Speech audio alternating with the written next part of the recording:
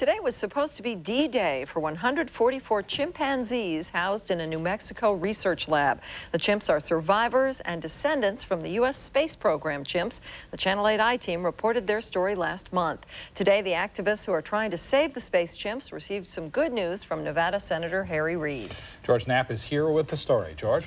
Gary and Paula, the space chimps have attracted national attention in the belief that after all they've done for this country, they deserve a better fate than to be subjected to medical experiments for the rest of their lives. Today was the deadline set by the Air Force for taking bids on how to dispose of the chimps. That deadline has now been extended.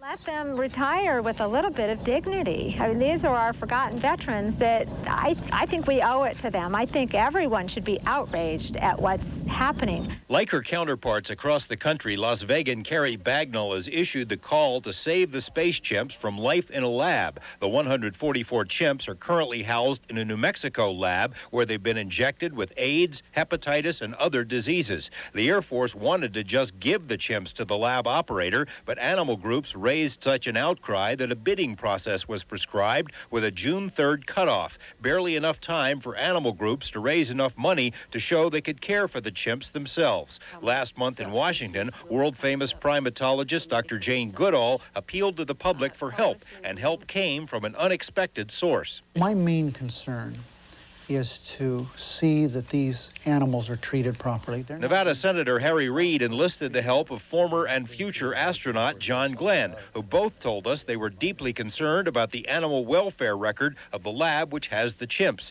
The lab has been cited and fined for numerous violations. We're not nitpicking here. As an example, 3 monkeys were cooked to death. They were in a little room. Temperatures got 140, 150 degrees. They were actually cooked to death, alive. I won't go through trying to read all these things here, but there isn't much doubt about them being mistreated. The Air Force has said it regards the chimps as just so many pieces of equipment to be disposed of. This week, Reid's staff met with the Pentagon and obtained a promise to extend the deadline to mid-June. It may not sound like much, but it affords the animal groups extra time to raise crucial funds and to make their case against the New Mexico lab. Every extra day means another chimp that may not end its days in pain and disease. John Glenn and I worked very hard to make sure that others could participate in the agreement to, in effect, save their lives. And Senator Glenn and I are very happy. Would you settle for saving some of them? We have to save them all. But obviously, every one saved is one better.